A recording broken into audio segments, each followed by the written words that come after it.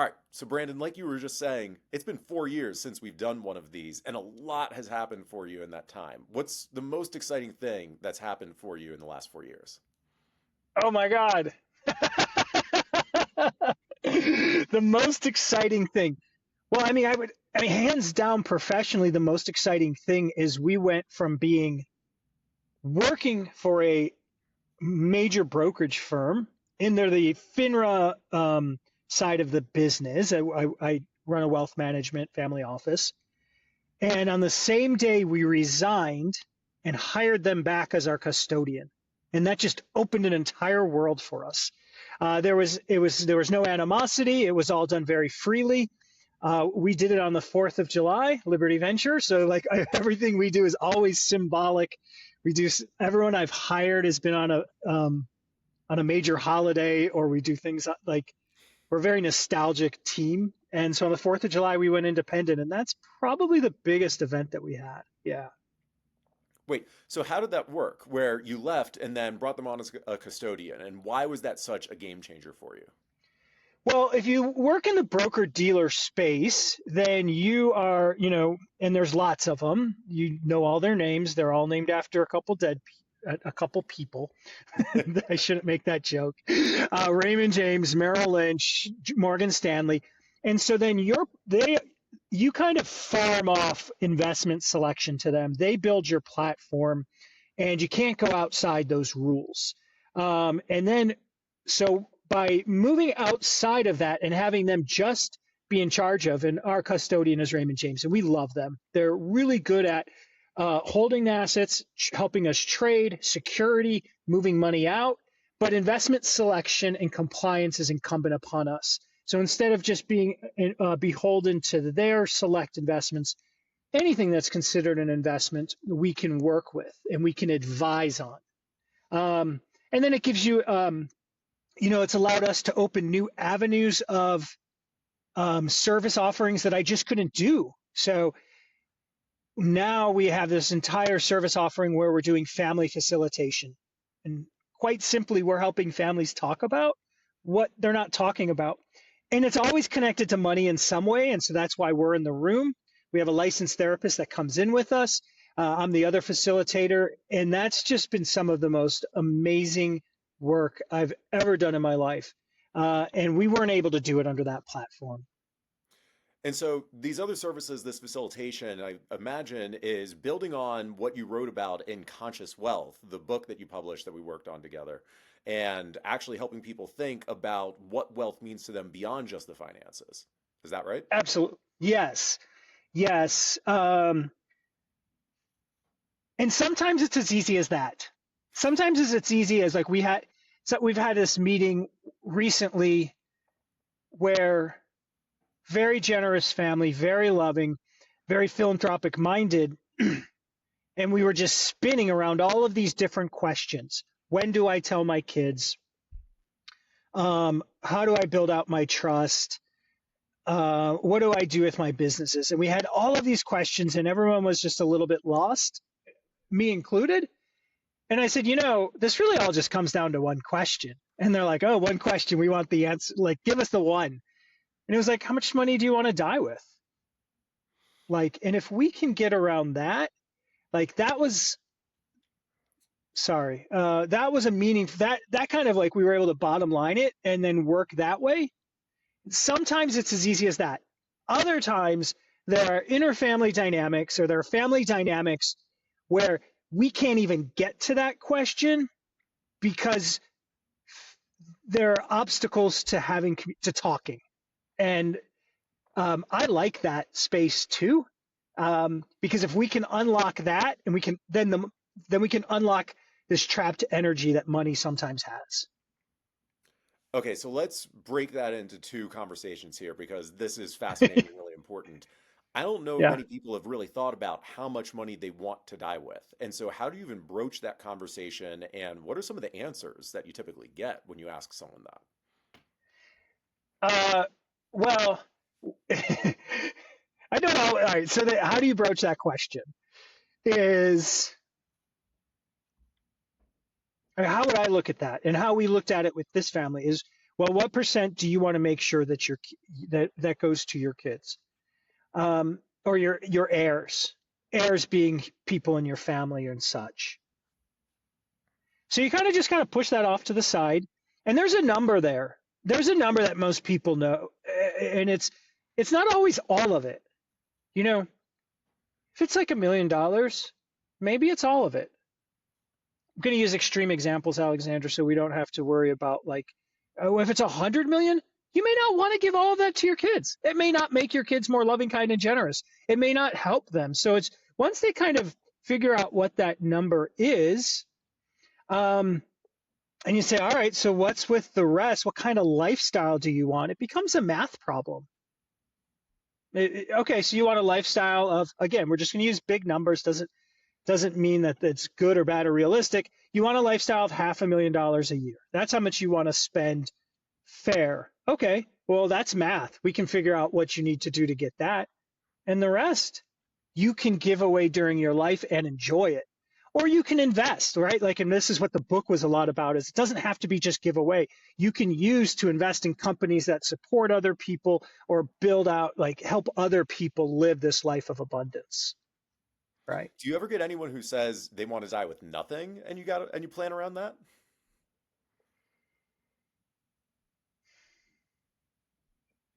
Yeah, the problem is you don't know when they're going to die. So, I mean, like, it's in today's society where we don't, in the United States, where we don't always look after our elders, it's prudent to want to die with somebody. It's prudent. Um, and so, if I knew when I wanted to die, it'd be easy to end at zero. Or when I'm going to die, it'd be easy to end at zero, but I don't. It's so unpredictable. So that makes sense. Good advice for everyone here. Always have that nest egg, even if they're retired and they're planning out wanting to end at zero. But I want to ask about the conversations you do facilitate with families and thinking this through, because there's so many tensions or potential conflicts that come up with that, even just sparking the conversation about what happens when they pass away. What are some of those tensions that you see come up, and how do you help them navigate through this? The biggest tension that exists that I see is this spectrum of if I tell my kids how much money I have, they're going to become spoiled, right? This is a belief. And there could be some truth to that belief. There could be no truth to that belief, but it exists, and it's a very strong belief amongst many different families. And then the other is, if I tell my kids everything, they're going to be spoiled. So therefore, I'm going to tell them absolutely nothing. And what we want to do is find some space between telling them everything about your financial situation and nothing. That creates, and it's a tricky thing. Like a lot of the people that we work with are first generation wealth, first generation to financial wealth, right? First generation financial wealth. I would be an example, a partially example of that. I've really in a situation that I never dreamt of, but I had so much other types of wealth growing up. My parents supported me. I had amazing education, great mentors. So there's other types of wealth, but like this first generation financial wealth, they've kind of had to struggle or go through this difficult journey to get to where they are. And their kids are natives to wealth. They've grown up flying maybe private or even first class or even just flying. Like I think as a kid, the only place I went to was Orlando, on a plane. And then they've gone to good schools. They see this lifestyle. So to expect a native to wealth, a child of somebody who's had to be born into it, is a very difficult expectation. And so resetting those expectations on what does spoiled actually mean, and how can we avoid what you define as spoiled through mechanisms of trust, estate, and communication and clarity, that's probably the biggest service we can provide by asking questions and helping unravel that. But if you're thinking about how to avoid raising spoiled kids, how much of it comes down to estate planning or wealth planning versus just the values instilled in them growing up? It seems like if the kids are raised the right way, they might be able to handle a massive inheritance or wealth that comes their way. Yes, yes and no. Like we meet everybody where they're at, and somebody may trauma occurs in kids' lives, you know, and they may be at a certain place. Um, a lot of times, building it. So, as an entrepreneur, you have only you have a finite amount of energy, and some of that energy may have been disproportionately put to the business and not with your children. And you wake up one day, your business is booming, and your children haven't had the time that you wanted to spend with them, and you are where you are, right? And so Mm. um, you're just dealing, and so accepting the reality of where we are, and not necessarily looking for blame on how we got here, but looking for solutions to help people live their fullest life is a lot of the discussion. And how much of this is actually having those discussions within the family, not just giving advice to the people who have made this wealth, but actually facilitating those family conversations? All of it. Yeah, my job is to be. My job is to, and I tell this with families. We just met with a family a couple of weeks ago, and I said, "This is our first meeting. If I'm here in a year, I probably haven't done my job well enough, right? Like, how can we help you create forms of communication, norms of communication, so that I'm no longer needed to be here during this facilitation. I love being there. I'm honored to be part of their family, and it's really special. I'm telling you, it's so special to be in these meetings. But at the end of the day, you want them to be independent, and as much as possible, sometimes we're just coaching from the side and not actually in the conversations, and letting parents be parents, right? And letting kids be kids, children be children, or adult children be adult children, you know? So how much of this is kind of like a Socratic dialogue or a Socratic inquiry where you're just asking questions to let them answer and then run with the conversation themselves? I'm more of a fan of Gestalt than Socratic. So with me, that's where I trained is under and some of the most influential time of my professional development in adult life has been through Gestalt, and this idea that um, Gestalt means whole or integrity. It comes from the word of integrity, is wholeness. And so when two people or more than one person meet, they create this Gestalt. And so when I'm working with a client, there's this relationship between me and them. There's a space between when the two clients are meeting. So um, the Socratic seems to me sometimes a bit distant, and there's no distance in the way that we're working. I'm emotionally involved is in a healthiest way possible to get them to get their desired results, and they with themselves um, are also not just asking rhetorical questions, but really want to feel what the other person is feeling, empathize with them, and create this bridge between the two of them. So as in you're empathizing and feeling with them, or you're helping them empathize and feel with each other? Both, Hmm. both. Yeah, that's why it's so rewarding, and it's also they're also you have to be careful. I have to really be careful, and that's why I work with another. There's two facilitators, so we can check ourselves, check each other that we're doing healthy.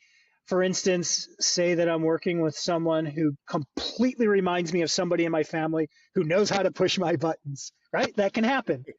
So am I driving this reality or trying to create a new reality because of my experiences? It's really important to note when we're doing this type of work. That's why we're oftentimes doing it in a group of two. We're working with each other to make sure that we're serving our clients, but we're not cold and detached. We're involved, and I want it that way. You know, it's nice. I imagine it is, and incredibly challenging. So I want to go back to this training that you received in Gestalt. Yeah. What exactly was that? Can you share a little bit more about what that training was and more of what Gestalt really means? So our shared friend Corey sent us there, sent me there. Mm. I was over at I was at some conference, and Corey said, "Hey, I think you should do this Gestalt training. It's at the Gestalt Institute of Cleveland, where I'm from." And I said, "Why?" And he said, "Just follow the yellow brick road." And I said, "What the hell does that mean?" He said, "I told you to go. You like me. Go." That's exactly what Okay, Corey so, would do. so I went, and I did the like one weekend, and then I signed up for the 2-year training, which trains you to be a facilitator. And it's 3 parts. One part is pedagogical. They're teaching you the basics, the theory of it. One part is clinical, so you're playing the role of the clinician with your other classmates, or but they're bringing real things to you. And then the other part is kind of like group therapy, where you're working in a group setting. And we started November of 2019, and thank God that this process of communication, of feeling, of processing information was in my life during COVID, because I don't know how I would have got through it otherwise. And so that's what the training was. Why is that? Because Can you share more? um, if I'm being as honest, so my life can be, I could divide this part of my life, pre-Gestalt and post. Is post-Gestalt, I learned how to feel, like literally feel in my body, and then sit with those feelings in my body and figure out, oh, my body has a way of indicating to me some truths that are not necessarily evident, or I'm not processing clearly in my conscious mind. And I had never, before Gestalt, I had not known that this was a process. Hey, if I sit still enough, I can feel something in my body. That thing may be attached to an emotion. Let's poke around at that feeling for a while. And COVID, there were a lot of things you could feel in your body. There were a lot. It was a very well, the way that I describe COVID, and it may not be fair, but I think this is how I understood it, was people were acting different and strange, maybe. And I always thought, oh, that's how that person acts when they're afraid. Like that's how I made sense of it. Was some people were like, it's no big deal at all. This is nothing. And I was like, oh, that's how they act when they're afraid, because we're all a little bit afraid. We never seen this before. This is new territory. If you don't want to say afraid, you could say in a new territory. This is how a person acts when they're in a new territory. Some people, and so I was able to like say, all right, so I have this, but where does it show up in my body? How do I feel that? And deal with other people, create these connections with other people.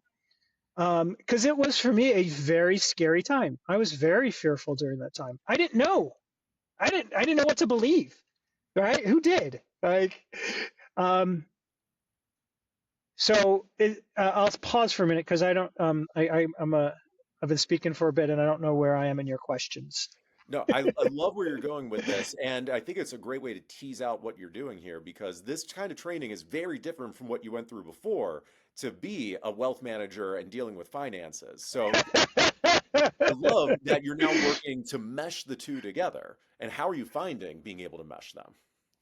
Yeah. So I never had health issues until I started wealth management, and all of a sudden things started showing up. Because it's so hard. It's like a 90% failure rate in the program that I went to. So you're constantly under this fear of failing, and you just kind of push things down. At least that's the way I was trained. I felt like I was supposed to do. Um, and you have to exercise two very different muscles. So to give an example from COVID, I had a client call me in tears, crying, only one, and said, I'm worried that I won't be able to stay retired. And it was a real fear. And I had to sit with her with those tears and feel that pain, put her pain at ease, and be completely emotionally involved, hang up the phone, turn to my computer screen, and buy more risk. We because that was the thing we had to do. And my emotions, like in my mind, is telling me this is not the time to buy risk. This is not the time to buy risk. But you everything within our playbook and within our investment policy statement said do it. And so we have to at one time be connected, and in the other part completely disconnect um, and do that.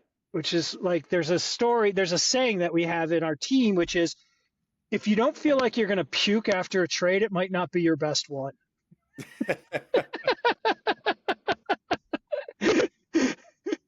So, are you saying that so is that one of the reasons why you decided to go out on your own so that you wouldn't have that defined playbook from someone else for what to do? You could tailor what you're doing to each one of your clients?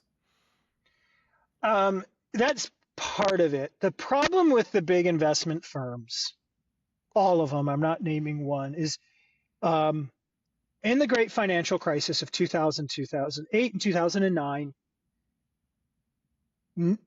all of them knew the problem. That's a fact. How do I know that? Well, they created it. It was on their balance sheet. They were up all night saying, what are we going to do with these mortgages?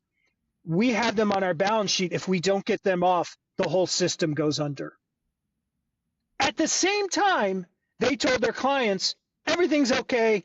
Don't become more conservative, right? And so if you have to follow a third party that has shareholders and in major investments that could undermine the financial system on their balance sheet,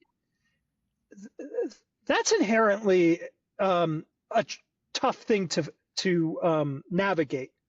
Now, it doesn't mean if you stay at those firms, you have. I could have stayed at that firm and followed my own guidance. They don't make you do anything. I want to make sure that's clear.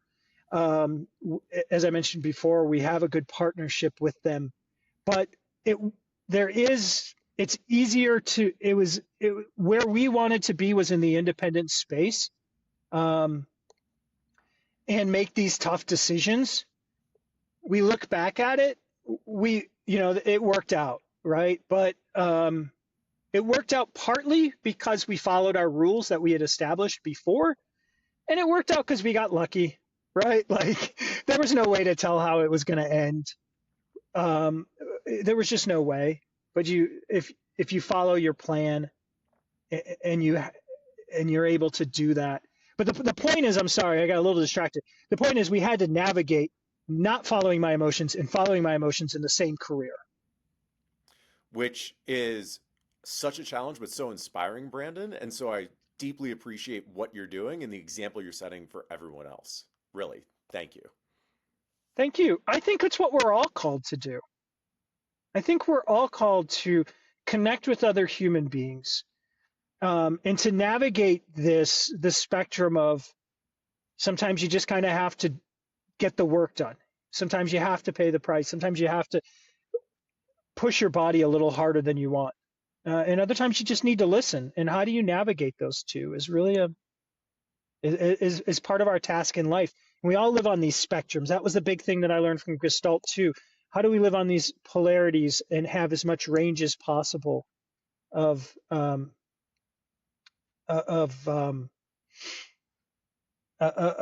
I mean, there's so many of these polarities of being there for other people, being there for yourself, right? That's one of the biggest ones we have to navigate all the time.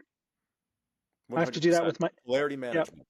That is life. yes, yeah, yeah. And the one thing I took away is how do you create as much range so that based on the circumstances that you have or that you're in, the reality that you're facing, you can adjust.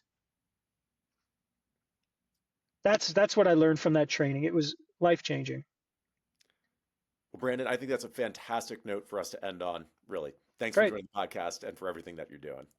It's great to see you 4 years. I mean, I know we've talked, but it's great to be back on your show for 4 years later, and great to see you, Alexander. You're doing great work out there. You too, Brandon.